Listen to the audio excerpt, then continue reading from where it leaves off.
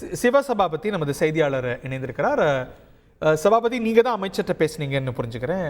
மேலும் விவரங்களை பதிவு செய்யுங்க. 50 பேர் அப்படின்னு சற்று நேரத்துக்கு முன்பாக உயிரிழந்தவர்களுடைய எண்ணிக்கையை பதிவு செய்தோம். இது 55 தாண்டி இருப்பதாக தற்போதைய தகவல். மீட்பு பணிகளில் ஏதேனும் முன்னேற்றம் அடைந்திருப்பதாக செய்திகள் இருக்கா? மேலும் விவரங்கள். தற்பொழுது பாத்தீங்கன்னா 56 பேர் வரை உயிரிழந்த சடலமா மீட்டிருக்காங்க. இது மட்டும் இல்லாம ஏராளமான பேர் படுகாயங்கள் அடைஞ்சு அவங்க எல்லாமே மருத்துவமனையில சிகிச்சைக்காக அனுப்பிச்சிருக்காங்க. இது போல இல்லாம பாத்தீங்கன்னா இன்னும் நிறைய பேரை அவங்க எல்லாமே காப்பாத்தி முகாமிலையும் தங்க வச்சிருக்காங்க. நூற்றுக்கணக்கான பேர் காணாம போயிருக்காங்க. அவங்களை எல்லாத்தையுமே தேடும் பணி தற்பொழுது தீவிரமா நடைபெற்று வருகிறது.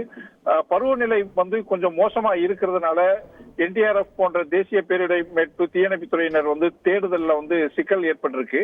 இது மட்டும் இல்லாம பாத்தீங்கன்னா போகக்கூடிய அதாவது பாதிக்கப்பட்டவங்களுடைய இடத்துக்கு போகக்கூடிய இடங்கள் எல்லாமே முற்றிலுமா துண்டிக்கப்பட்டிருக்கு. அதனால இவங்க செல்லக்கூடிய பாதைகளும் போகக்கூடியதும் பயங்கர சிரமமா இருக்கு. இதோடு மட்டும் இல்லாம பாத்தீங்கன்னா ராணுவம் மற்றும் ஹெலிகாப்டர் உதவியோட இவங்க எல்லாத்தையுமே மீட்கிறதுக்காக எல்லா முயற்சிகளும் எடுக்கப்பட்டிருக்கு. தற்பொழுது கேரளா அரசாங்கத்தினுடைய அமைச்சர்களும் முக்கிய அதிகாரிகளும் பாத்தீங்கன்னா வயநாட்டுல மீட்பு பணியில தீவிரமா ஈடுபட்டு இருக்காங்கன்னே சொல்லலாம். நன்றி சிவசபாபதி.